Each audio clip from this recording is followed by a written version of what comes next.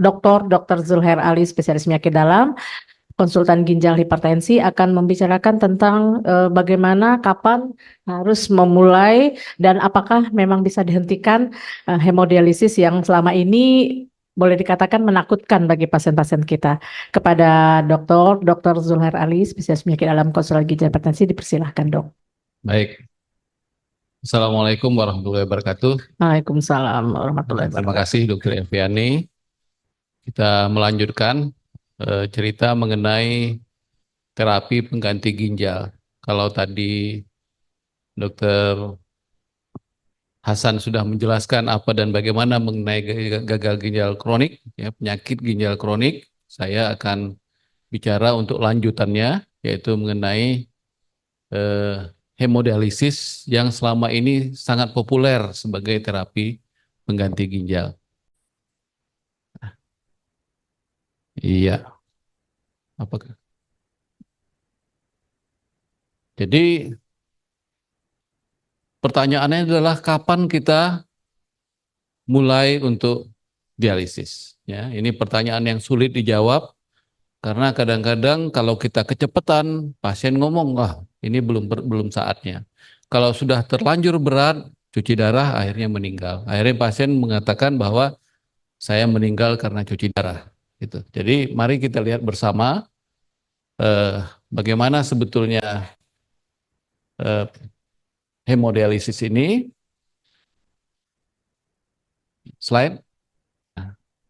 Sebelum kita mulai tentang HD, ini satu hal yang penting. Kapan saatnya kita merujuk pasien ginjal? Ya. Karena seperti yang saya katakan waktu sambutan tadi, ini sangat penting bagaimana cara kita mencegah penyakit ginjal dan bagaimana cara jangan sampai terlambat. Jadi kalau kita lihat di sini, kapan kita harus merujuk pasien-pasien ginjal kita kepada baik kepada KGH maupun kepada spesialis penyakit dalam adalah pertama kalau terjadi proteinuria yang tidak bisa dijelaskan. Yang kedua kalau terjadi hematuria baik secara mikroskopik dan makroskopik yang tidak bisa dijelaskan, misalnya infeksi atau batu gitu ya. Yang ketiga pasien-pasien diabetes dengan makroalbuminuria. Keempat batu yang sangat banyak. Lalu yang kelima penurunan fungsi ginjal yang sangat berat. Dan yang terakhir adalah kalau tekanan darahnya tidak bisa terkontrol dengan baik. Dan ini umumnya adalah kalau laju filtrasi glomerulus sudah di bawah 30 ml per menit. Gitu. Jadi sudah mulai stadium 4. Gitu. Jadi saatnya kita untuk merujuk ke dokter selanjutnya. Namun sebelumnya, sebelum ada gejala-gejala ini dapat kita terapi sendiri. Lanjut.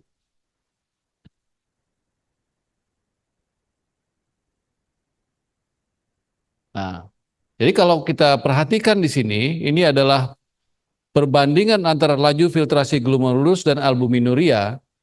Ada beberapa yang harus kita refer. Walaupun dia masih stadium awal, G2 ataupun G1, dia kalau sudah harus kita rujuk kalau memang A-nya sudah 3. Jadi sudah positif proteinuria. Apalagi kalau yang sudah berat, yang merah-merah, yang memang merupakan risiko tinggi untuk harus dilakukan renal replacement terapi. Lanjut.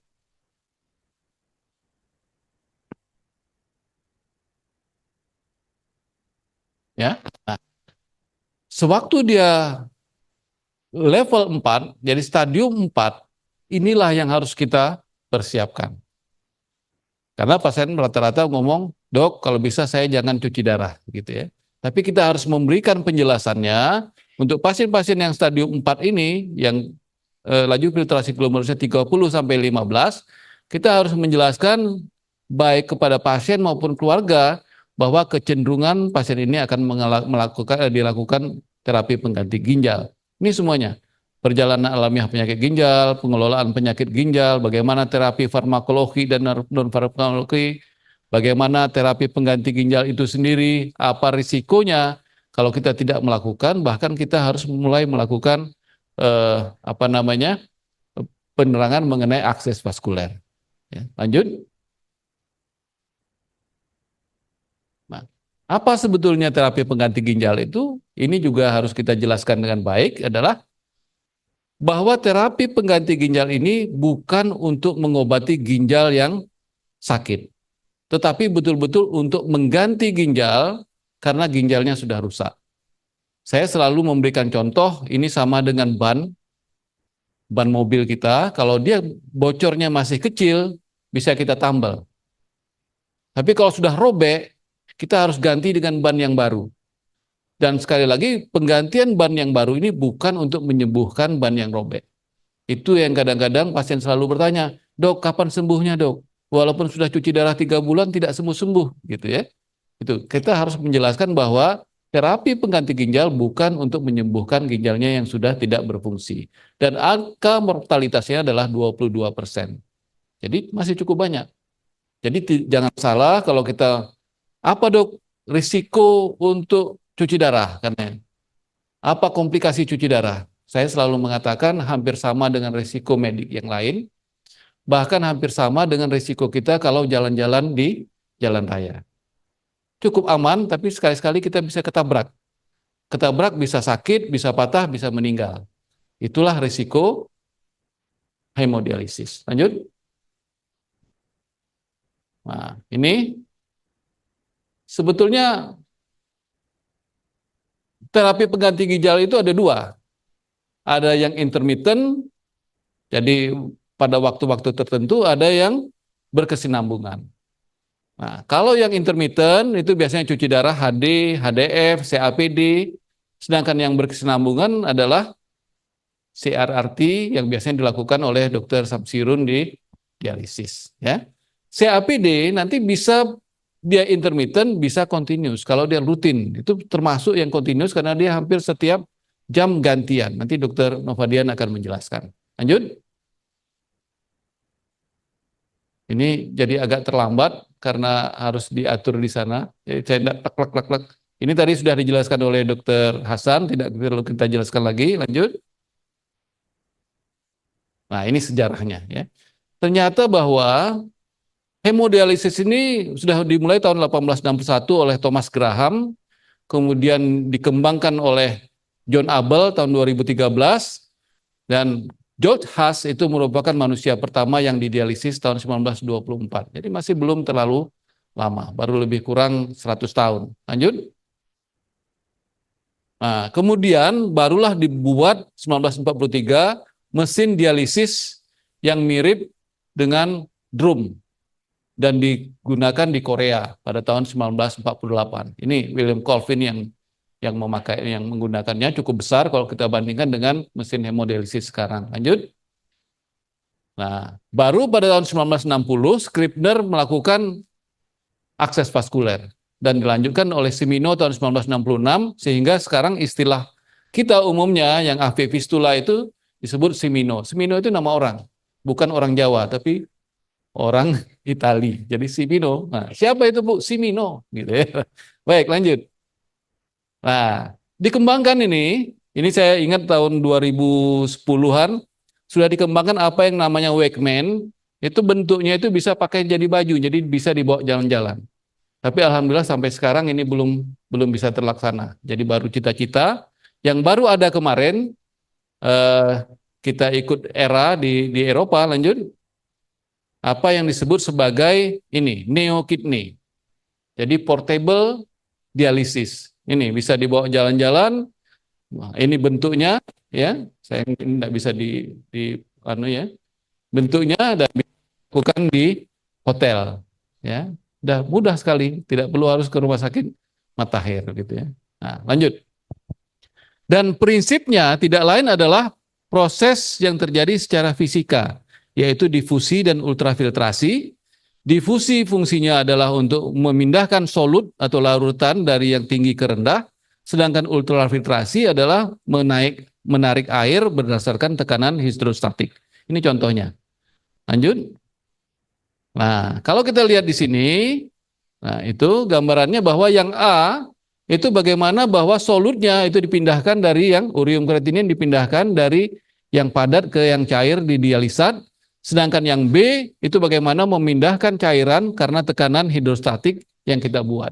Ya, jadi UF-nya berapa, QB-nya berapa, inilah hasilnya. Lanjut. Dan alat yang paling penting itu adalah dialiser, karena dia itulah sebetulnya lanjut adalah terapi pengganti ginjal lewat lewat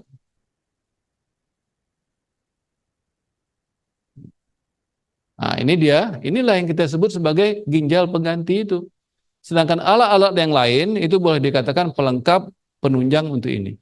Kita lihat di sini, dari pasien, kemudian masuk ke pasien, terjadi pertukaran cairan antara dialisat atau cairan dialisat, baik dari darah ke cairan dialisat.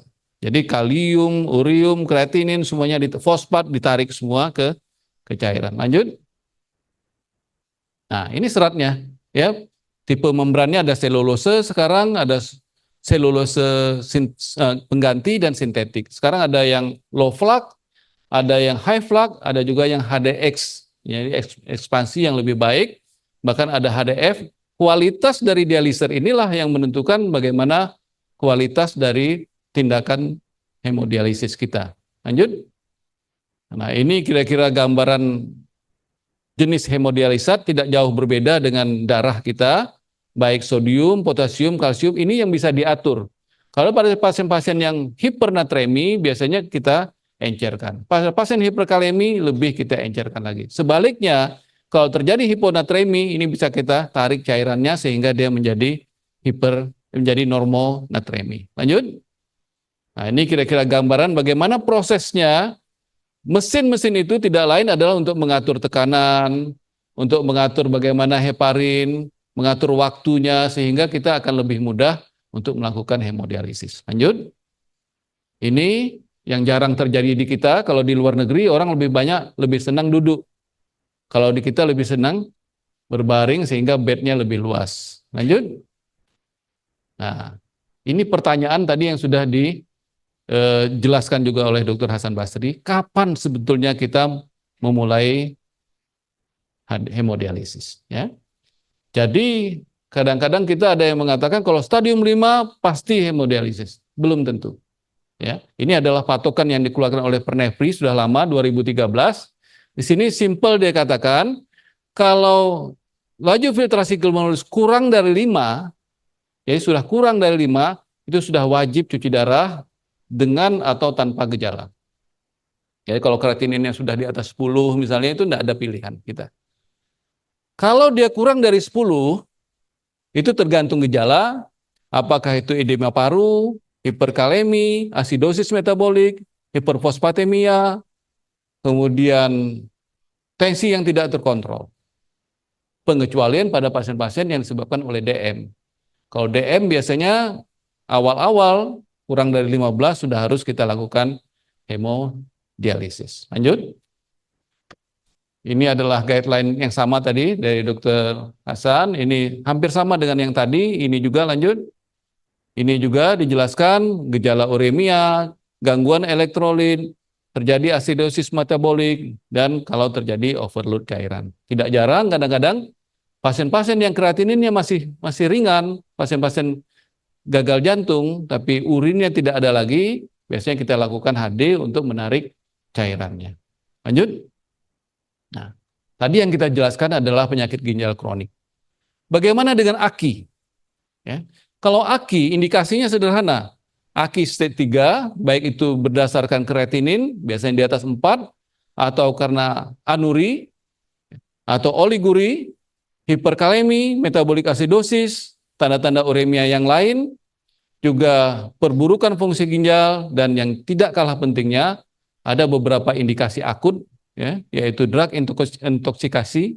Contohnya adalah orang-orang yang mabuk karena oplosan. Orang yang minum oplosan, walaupun kreatininnya normal, kita wajib melakukan dialisis itu untuk menarik metanol yang disertakan di dalam oplosan tersebut. Ya, etilen glikol dan metanol itu harus kita terus sebelum terjadi kebutaan. Kalau kita terlambat, biasanya lewat dari 4 jam, kebutaannya itu akan permanen. Jadi jangan takut langsung dialisis. Lanjut. Apa saja kontraindikasinya? Tentu kalau akses vaskuler tidak ada, kemudian beberapa penyakit yang lain, yang kadang-kadang relatif jarang sekali. Pada umumnya kita bisa melakukan dialisis. Yang paling berat itu adalah kalau hemodinamiknya tidak stabil. Sehingga kita harus melakukan modifikasi. Kadang-kadang kita melakukan SLED, yaitu dilambatkan tetapi panjang waktunya. Dan kalau tidak bisa juga biasanya kita minta bantuan dengan CRRT. Lanjut. Nah, ini akses vaskular yang biasa kita lakukan, ya, apakah itu memakai AV fistula, lanjut. Ini AV fistula menyatukan antara arteri dan vena, biasanya di arteri radialis dan vena sefalik, lanjut.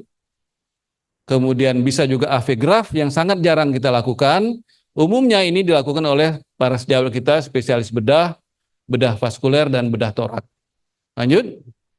Nah, ini central venous catheter atau double lumen catheter, ini biasanya dapat dilakukan oleh siapa saja yang mampu. Baik KGH, anestesi, bedah vaskuler, dan spesialis bedah umum yang terlatih. Begitu ya.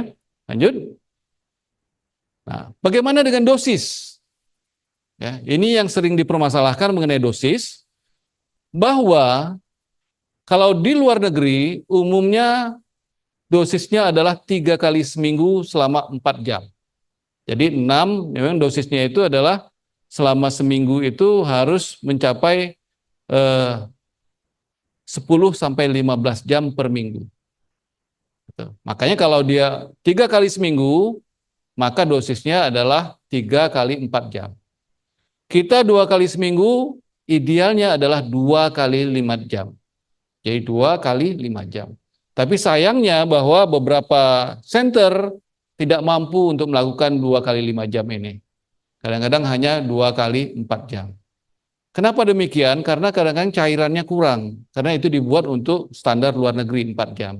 Kemudian di samping itu, semakin cepat dia cuci darah, itu pasiennya senang, perawatnya juga senang, cepat balik kita ya. Yang tidak senang adalah BPJS. Pengalaman untuk pasien-pasien yang hanya 2 kali 4 jam, kalau itu menjadi rutin, biasanya Pak BPJS minta kembalikan uang sebanyak 20%. Ini sudah terjadi di Jawa Timur. Jadi harus hati-hati, idealnya kita adalah 2 kali 5 jam. Lanjut. Nah, ini dosisnya tadi, kalau kita mau hitung, bisa pakai KT over V, mungkin tidak kita bahas di sini karena waktunya terbatas. Lanjut. Apa komplikasinya? Nah, ini yang paling ditakutkan, terutama oleh dokter jaga maupun oleh perawat kita. Yang paling sering adalah hipotensi, kram otot, mual, sakit kepala, gatal, nyeri dada, demam, dan menggigil. Variasinya bervariasi. Pasien-pasien yang pakai CDL biasanya sering demam, menggigil, sakit di sini, ya. Yang paling banyak adalah hipotensi. Nomor 2 adalah hipertensi. Nanti kita bahas dalam diskusi. Ini yang jarang, disequilibrium syndrome, aritmia, tamponade jantung, pendarahan intrakranial, hemolisis, dan emboli paru, emboli udara. Jadi emboli udara bisa di otak, bisa di paru, dan ini yang kadang-kadang menyebabkan unexpected death, kematian yang tidak diduga. Jadi tiba-tiba pasien meninggal, gitu ya. Ini ada kasusnya kemarin, alhamdulillah sudah selesai. Pada 1 hari di klinik tersebut ada 2 orang yang meninggal, kemudian selang sehari kemudian 1 lagi meninggal. Itu sampai sekarang belum jelas apa penyebab meninggalnya. Menurut konsultasi kita dengan para kiai di sana, memang ajalnya sudah sampai, gitu ya. Baik, lanjut. Nah, ini pertanyaan terakhir, dan ini paling banyak ditanyakan oleh pasien-pasien kita. Ya, Dok, apakah terapi hemodialisis itu seumur hidup atau kapan bisa dihentikan? Sering saya katakan, pasiennya, Dok, ini harus cuci darah seumur hidup. Jadi pasien ngomong, waduh lama sekali, Dok. Saya bilang belum tentu, tergantung lama hidupnya, gitu ya. Pasien, oh iya betul, Dok, gitu ya. Kemudian bisa tidak di stop? Pada umumnya tidak bisa untuk penyakit ginjal kronik. Tapi ada nggak? Ada. Yaitu pada kasus-kasus yang kita salah diagnosis bahwa dia ternyata ada akut on kronik. Jadi pada saat dia HD awal, dia ada pneumonia, ada yang lain-lain, sehingga dia kita HD. Nanti kalau akutnya sudah habis, kroniknya sudah baik, ada beberapa yang kita tidak HD lagi. Jadi ini Juga karena transplantasi ginjal, kalau dia sudah ganti ginjal, sudah selesai, perbaikan fungsi ginjal, ini yang saya sebut tadi akut on kronik, ada keputusan paliatif. Karena dia sudah tidak bisa apa-apa lagi, kita doakan saja, mudah-mudahan dia menemukan jalan yang terbaik, gitu ya. Nah, yang lain adalah komplikasi. Oh, itu marah. Stop katanya kan. Komplikasi parah, dan yang terakhir adalah dalam diskusinya ini. Kita kapan dia dihentikan, kapan stop. Saya kira itu yang dapat saya sampaikan. Lanjut. Nah, terima kasih. Wassalamualaikum warahmatullahi wabarakatuh. Warahmatullahi wabarakatuh. Terima kasih. Terima kasih Dr. Zulher yang telah menyampaikan materinya.